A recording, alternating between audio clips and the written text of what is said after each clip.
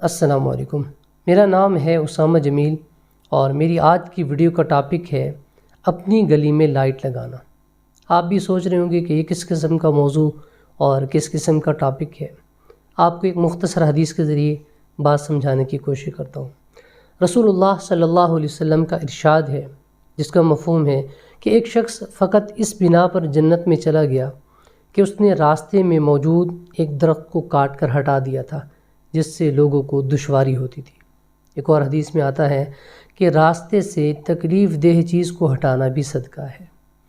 تو اپنی گلی میں لائٹ لگانا گویا یہ بھی راستے کی بہت سی تکالیف اور دشواریوں کو دور کرنے کے مترادف ہے، اور کیا معلوم اسی عمل میں ہماری بخشش لکھی ہو، کیونکہ رب کریم کے دربار عالیہ میں کوئی بھی نیکی چھوٹی یا بڑی نہیں ہوتی، بات تو صرف احساس کی ہے۔